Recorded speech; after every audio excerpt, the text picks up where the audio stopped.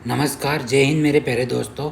आज हम भारत का भूगोल का सामान्य परिचय के क्वेश्चंस करेंगे। यहाँ पे टोटल 153 क्वेश्चंस मैं लेके आया हूँ, जिनमें लगभग हम ये सामान्य परिचय वाला टॉपिक सारा कवर करने की कोशिश करेंगे। बिना टाइम वेस्ट किए टॉपिक की तरफ बढ़ते हैं। पहला क्वेश्चन है, भारत किस गोलार्ध में स्थित है? भारत कौन से गोलार्ध में स्थित है? भारत उत्तर एवं पूर्वी गोलार्ध में स्थित है। अगला क्वेश्चन है, भारत किस क्षेत्र का भाग है? भारत दक्षिणी एशिया का भाग है। अगला क्वेश्चन है, भारत की आकृति कैसी है? भारत की आकृति चतुर्भुजाकार या चतुष्कोणीय है। अगला क्वेश्चन है, भारत का कुल क्षेत्रफल कितना है? भारत का कुल क्षेत्रफल है 32,87,263 वर्ग किलोमीटर। अगला क्वेश्चन है, भारत के क्षेत्रफल का नया मान कितना है? भारत के क्षेत्रफल का नया मान है 32,87,469 किलोमीटर वर्ग किलोमीटर। अगला क्वेश्चन है, भारत का क्षेत्रफल लगभग कितने लाख वर्ग किलोमीटर में है? भारत का क्षेत्रफल लगभग 32.8 लाख वर्ग किलोमीटर क्षेत्रफल में फैला है। अगला क्वेश्चन है, विश्व के कुल क्षेत्रफल में भारत का योगदान कितना है? वो है 2.4%। अगला क्वेश्चन है, क्षेत्रफल के आधार पर भारत का विश्व में स्थान क्या है? वो है 7वां स्थान। अगला क्वेश्चन है, जनगणना 2011 के अनुसार भारत की जनसंख्या कितनी है? वो है 121 करोड़। अगला क्वेश्चन है, विश्व की कुल जनसंख्या में भारत का प्रतिशत कितना है? वो है 17.5%। अगला क्वेश्चन है, जनसंख्या के आधार पर भारत का विश्व में स्थान क्या है? वो है दूसरा स्थान। अगला क्वेश्चन है, भारत का विस्तार किस प्रकार का है? भारत का अक्षांशीय और देशांतरी दोनों तरह का विस्तार है। अगला क्वेश्चन है, भारत में उत्तर दक्षिण दूरी की तुलना में पूर्व पश्चिम दूरी कैसी है? वो है कम। अगला क्वेश्चन है, अक्षांशों के बीच दूरी कैसी होती है? अक्षांशों के बीच दूरी लगभग समान रहती है। अगला क्वेश्चन है, देशांतरों के बीच दूरी कैसी होती है? देशांतरों के बीच दूरी ध्रुवों की ओर कम होती है। अगला क्वेश्चन है, भारत का उत्तरी अक्षांशीय विस्तार कितना है? वो है 37 डिग्री 6 मिनट। अगला क्वेश्चन है, भारत का दक्षिणी अक्षांशीय विस्तार कितना है? वो है 8 डिग्री 4 मिनट। अगला क्वेश्चन है, भारत का दक्षिणतम बिंदु कौन सा है? वो है कन्याकुमारी मुख्य भूमि का। अगला क्वेश्चन है, भारत का वास्तविक दक्षिण बिंदु कौन सा है? वो है इंदिरा पॉइंट, जो कि कहाँ पे? निकोबार पर है। इसको पार्सन पॉइंट भी बोलते हैं, इसको पिग्मेलियन पॉइंट भी बोलते हैं, इसको लाइचिंग पॉइंट भी बोलते हैं। अगला क्वेश्चन है, इंदिरा पॉइंट किस अक्षांश पर स्थित है? इंदिरा पॉइंट है 6 डिग्री 45 मिनट अक्षांश पर स्थित है। अगला क्वेश्चन है, भारत का पश्चिमी छोर कहाँ स्थित है? भारत का पश्चिमी छोर गुवाहाटी में स्थित है। अगला क्वेश्चन है, भारत गुवाहाटी गांव किस राज्य में स्थित है? गुवाहाटी गांव गुजरात में स्थित है। अगला क्वेश्चन है, भारत का पूर्वी छोर कहाँ स्थित है? वो है किबिथू में। अगला क्वेश्चन है, किबिथू गांव किस राज्य में स्थित है? अरुणाचल प्रदेश में। अगला क्वेश्चन है, भारत का उत्तरी छोर कौन सा है? वो है इंदिराकोल। अगला क्वेश्चन है, भारत का पूर्व पश्चिम विस्तार लगभग कितना है? वो है 2933 किलोमीटर। अगला क्वेश्चन है, भारत का उत्तर दक्षिण विस्तार लगभग कितना है? वो है 3214 किलोमीटर। अगला क्वेश्चन है, भारत का अक्षांशीय विस्तार लगभग कितना है? वो है 30 डिग्री लगभग। अगला क्वेश्चन है, भारत के अक्षांशीय विस्तार का प्रभाव क्या है? वो है जलवायु में विविधता। अगला क्वेश्चन है, भारत में विभिन्न प्रकार की मृदा एवं वनस्पति पाए जाने का मुख्य कारण क्या है? वो है अक्षांशीय विस्तार। अगला क्वेश्चन है, देशांतरों के बीच दूरी कैसी होती है? वो ध्रुवों की ओर कम होती जाती है। अगला क्वेश्चन है, भारत के मानचित्र में 23.5 डिग्री उत्तरी रेखा क्या दर्शाती है? वो दर्शाती है कर्क रेखा को। अगला क्वेश्चन है, कर्क रेखा भारत को कितने भागों में विभाजित करती है? कर्क रेखा भारत को 2 भागों में विभाजित करती है। अगला क्वेश्चन है, कर्क रेखा के उत्तर का भाग क्या कहलाता है?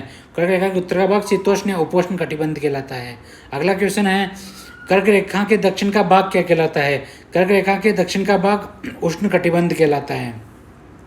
अगला क्वेश्चन है, कर्क रेखा भारत के किस भाग से गुजरती है? कर्क रेखा भारत के मध्य भाग से गुजरती है। अगला क्वेश्चन है, कर्क रेखा भारत को कितने भागों में विभाजित करती है? कर्क रेखा भारत को 2 भागों में विभाजित करती है। अगला क्वेश्चन है, कर्क रेखा भारत के किन भागों को अलग करती है?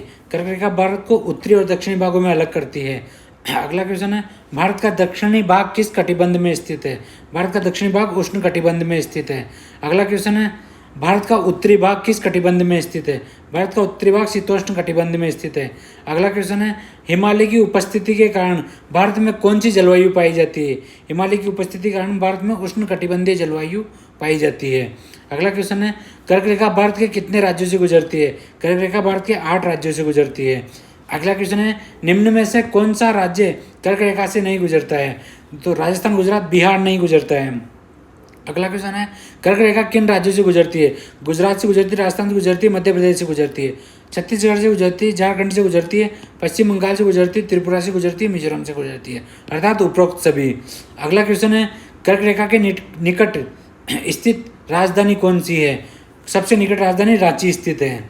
अगला क्वेश्चन है, कर्क रेखा के सबसे निकट स्थित राजधानी कौन सी है? रांची। बाकी राजधानी भी कर्क रेखा के निकट है, पर इन सब में सबसे निकट रांची है। अगला क्वेश्चन है, कर्क रेखा के सबसे निकट स्थित राजधानी कौन सी है? रांची। अगला क्वेश्चन है, इसके पहले वाला क्वेश्चन था, कर्क रेखा के निकट स्थित राजधानी में कौन शामिल है? तो यहाँ पे रांची भी आएगा, भोपाल भी आएगा, गांधी सागर भी आएगा, तो इसका आंसर हो जाएगा डी, उपरोक्त सभी। अगला क्वेश्चन है, कर्क रेखा के निकट स्थित शहरों में कौन सा सबसे निकट है? तो इसमें आएगा उदयपुर का त्रिपुरा का उदयपुर शहर। अगला क्वेश्चन है, त्रिपुरा का उदयपुर शहर किसके लिए प्रसिद्ध है? ये कर्क रेखा के सबसे निकट स्थित शहर है। अगला क्वेश्चन हमारा, देशांतर विस्तार का भारत पर क्या प्रभाव पड़ता है? देशांतर के कारण समय में अंतर आता है। अगला क्वेश्चन है, भारत का देशांतरीय विस्तार लगभग कितना है? लगभग 30 डिग्री।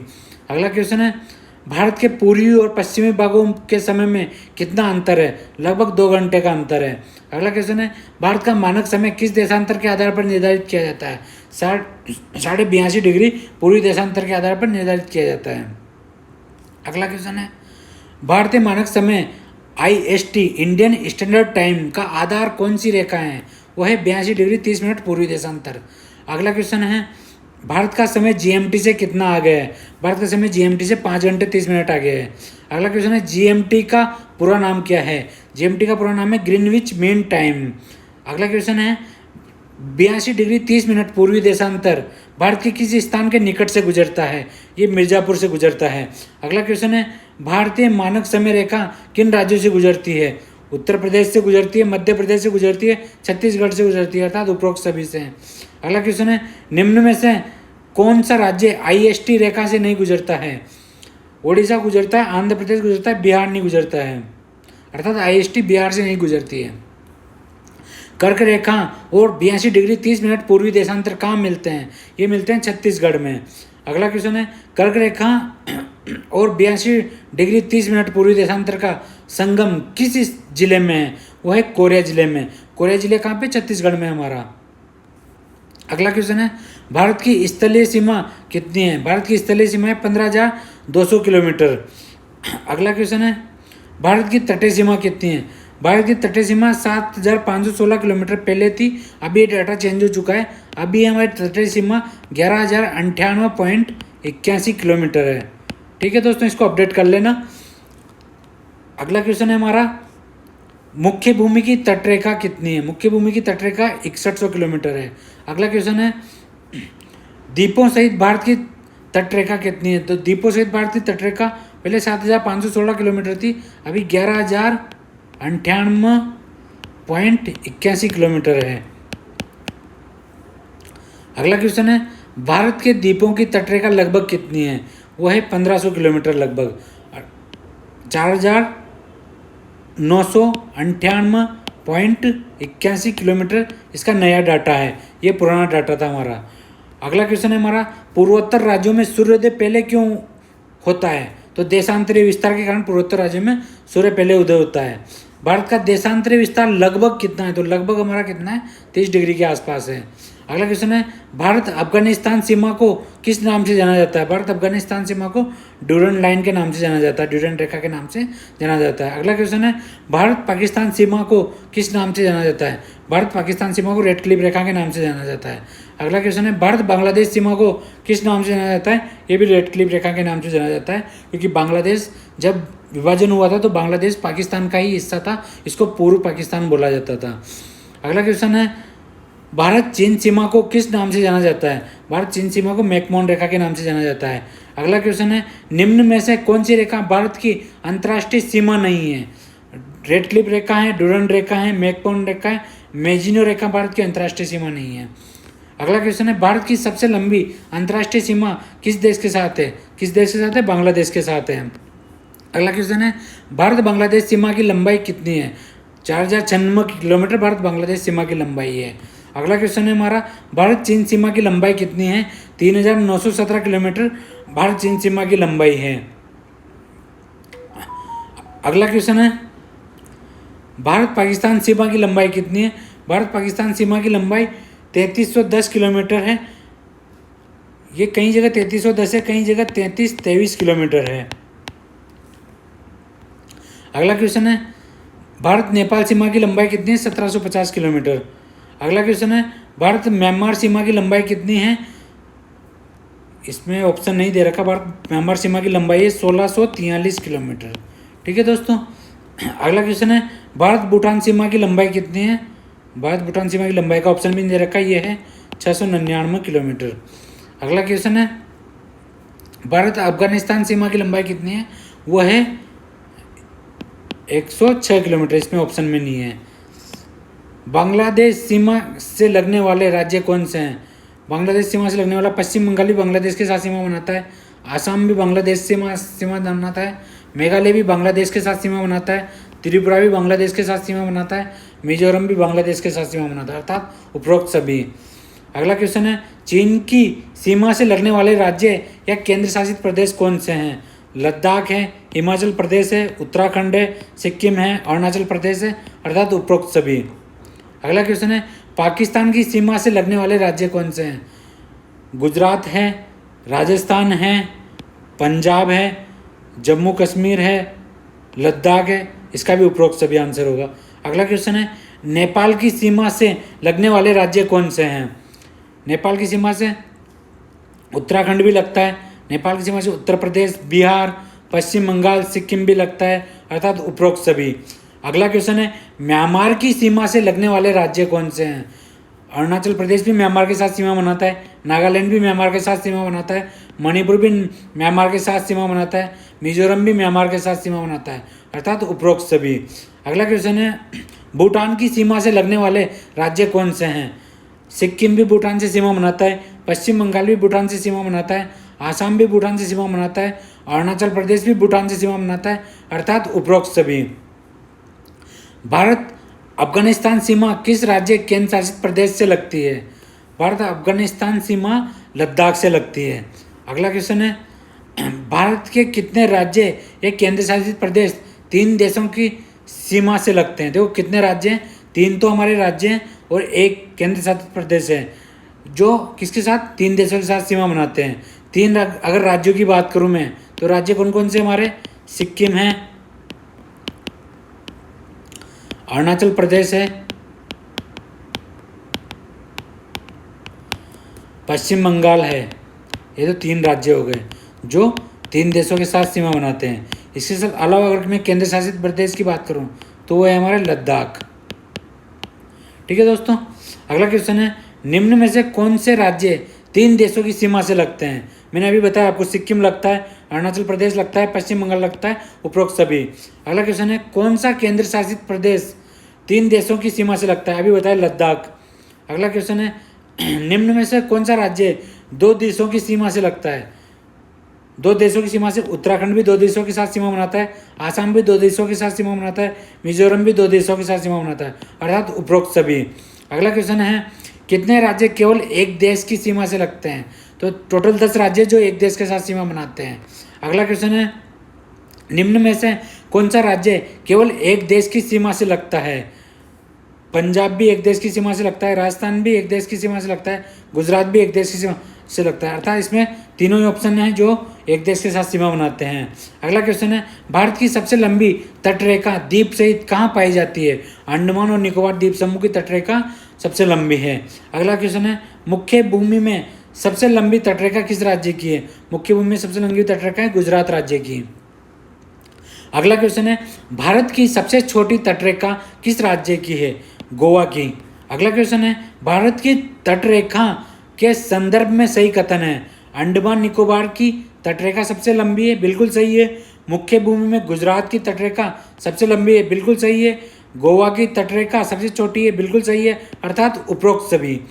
अगला क्वेश्चन है, आधार रेखा का उपयोग किसके निर्धारण में होता है?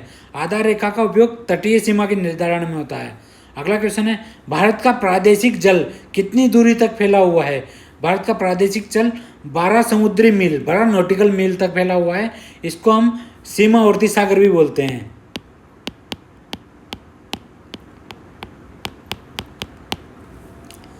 अगला क्वेश्चन है भारत का सन्निहित क्षेत्र कॉन्टिग्यूअस जोन कितनी दूरी तक होता है। इसको बोलते हैं हम संलग्न सागर। संलग्न सागर ये होता है हमारा 24 नॉटिकल मील तक, 24 समुद्री मील तक।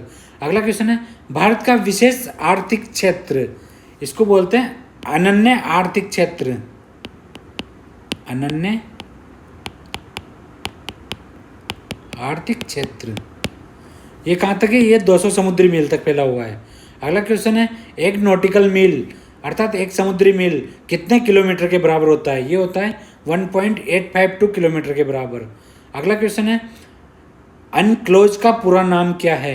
अनक्लोज का पूरा नाम है United Nations Convention on the Laws of the Sea, अर्थात जो सी का कानून बनाते हैं उनका वो नेशंस उनकी यूनाइटेड। तो इसका ऑप्शन क्या हो गया बी। अगला क्वेश्चन है अनक्लोज कब लागू किया गया। अनक्लोज 1982 में लागू किया गया था। अगला क्वेश्चन है आंतरिक जल पर किसका पूर्ण अधिकार है। आंतरिक जल पर संबंधित देश का पूर्ण अधिकार होता है, अर्थात जिस देश के समीप सागर है उस देश का। अगला क्वेश्चन है सीमावर्ती सागर में किसका अधिकार होता है। संबंधित देश का होता है, परंतु निर्दोष गमन की अनुमति होती है। अगला क्वेश्चन है सन्निहित क्षेत्र में भारत को क्या अधिकार प्राप्त है। इसमें सीमा शुल्क आदि वसूलने का अधिकार प्राप्त है। अगला क्वेश्चन है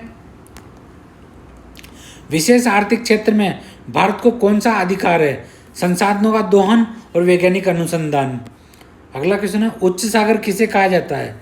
किसी भी राष्ट्रीय अधिकार क्षेत्र से परे कोई क्षेत्र हो सागर में उसे क्या कहा जाता है, उच्च सागर कहा जाता है। अगला क्वेश्चन है तटीय सीमा का एक प्रमुख लाभ क्या है। भारत को उपमहाद्वीप की संख्या मिलती है इससे। अगला क्वेश्चन है तटीय सीमा का भारत की जलवायु पर क्या प्रभाव पड़ता है, कैसा प्रभाव पड़ता है, सकारात्मक प्रभाव पड़ता है। अगला क्वेश्चन है तटीय सीमा के कारण भारत में किस प्रकार की वर्षा होती है, मानसूनी वर्षा होती है। अगला क्वेश्चन है तटीय सीमा के कारण दक्षिण भारत में कैसी जलवायु पाई जाती है, समकारी जलवायु पाई जाती है। तटीय सीमा का पर्यटन की दृष्टि से क्या महत्व है। तटीय सीमा पर्यटन की दृष्टि से बहुत महत्वपूर्ण होती है। अगला क्वेश्चन है तटीय सीमा के माध्यम से भारत क्या कर सकता है, अन्य देशों से संपर्क स्थापित कर सकता है। अगला क्वेश्चन है तटरेखा किसके लिए उपयोगी होती है। तटरेखा अंतर्राष्ट्रीय व्यापार के लिए बहुत उपयोगी है। अगला क्वेश्चन है तटीय सीमा के कारण भारत क्या प्राप्त कर सकता है। तटीय सीमा के कारण भारत महासागरीय संसाधन प्राप्त कर सकता है। अगला क्वेश्चन है तटीय सीमा का सामरिक महत्व किससे संबंधित है, उद्योग से संबंधित है। अगला क्वेश्चन है तटीय सीमा का जीडीपी पर क्या प्रभाव पड़ता है। जीडीपी बढ़ता है क्योंकि व्यापार बढ़ता है। अगला क्वेश्चन है तटीय सीमा का एक नकारात्मक प्रभाव क्या है। प्राकृतिक आपदाओं का खतरा है, उसका नकारात्मक प्रभाव है। अगला क्वेश्चन है तटीय क्षेत्रों में कौन सी आपदाएं अधिक आती है, सुनामी और चक्रवात। अगला क्वेश्चन है तटीय सीमा के कारण भारत में किसका डर बना रखा था। पर्वतीय खतरे, समुद्री डाकों ने जीवों का, समुद्री डाकों का डर बना रहता है। अगला क्वेश्चन है तटीय सीमा के कारण किस प्रकार की अवैध गतिविधियां संभव है, तस्करी, घुसपैठ। अगला क्वेश्चन है तटीय सीमा की सुरक्षा के लिए क्या आवश्यक है। तटीय सीमा की सुरक्षा पे ऑब्वियसली बात है अधिक खर्च करना पड़ेगा। अगला क्वेश्चन है तटीय सीमा के नकारात्मक प्रभावों के बावजूद इसका निष्कर्ष क्या है, ये कैसी है, लाभदायक है। अगला क्वेश्चन है स्वतंत्रता से पहले भारत का मध्य समुद्र तल किस शहर से लिया जाता था। कराची से लिया जाता था। स्वतंत्रता के बाद भारत का मध्य समुद्र तल किस स्थान से लिया गया, मुंबई से लिया गया। वर्तमान में भारत का मध्य समुद्र तल किस स्थान से लिया जाता है, वर्तमान में चेन्नई से लिया जाता है। किसी स्थान की ऊंचाई किसके सापेक्ष मापी जाती है, मध्य समुद्र तल के सापेक्ष मापी जाती है। भारत में मध्य समुद्र तल का निर्धारण कौन करता है, भारतीय सर्वेक्षण विभाग करता है।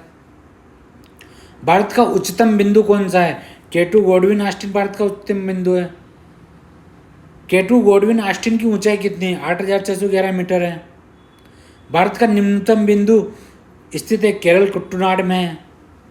कुट्टनाड क्षेत्र किस स्थान में, केरल में है। कुटुनाड क्षेत्र समुद्र तल से लगभग कितनी गहराई पर स्थित है? 2 मीटर नीचे। कुटुनाड क्षेत्र की विशेषता क्या है? समुद्र तल से नीचे धान की खेती होती है। कुटुनाड को भारत किस नाम से जाना जाता है? इसको चावल का कटोरा कहा जाता है। विश्व में समुद्र तल से नीचे धान की खेती कहाँ की जाती है? भारत में कुटुनाड में की जाती है। पाक स्ट्रेट किन दो देशों के बीच स्थित है? भारत और श्रीलंका के बीच स्थित है। पाक जल संधि भारत के किस राज्य और श्रीलंका के बीच स्थित है? पाक जल संधि तमिलनाडु और श्रीलंका के बीच स्थित है। पाक जल संधि भारत के किस जिले के पास स्थित है? रामेश्वरम के पास स्थित है। पाक जल संधि किन जल क्षेत्रों को जोड़ती है? बंगाल की खाड़ी और पाक की खाड़ी को जोड़ती है। पाक की खाड़ी को जोड़ती है। पाक जल संधि में बहने वाली प्रमुख नदी कौन सी? वेगई नदी है। पाक जल संधि के दक्षिण छोर पर कौन सा प्रसिद्ध स्थल स्थित है? राम सेतु। राम सेतु को किस अन्य नाम से जाना जाता है? आदम ब्रिज, आदम सेतु। पाक जल संधि के संदर्भ में सही कथन कौन सा है? ये भारत और पाकिस्तान के बीच में गलत है। ये एक पर्वतीय क्षेत्र है, गलत है। ये एक जल संधि है, बिल्कुल सही है। उपमहाद्वीप किसे कहा जाता है? महाद्वीप का वो भाग जो भौगोलिक दृष्टि से पृथक हो उसे उपमहाद्वीप कहा जाता है। भारत को उपमहाद्वीप क्यों जाता है? क्यों कहा जाता है? क्योंकि भौगोलिक स्थिति अलग है, प्राकृतिक सीमाएं हैं।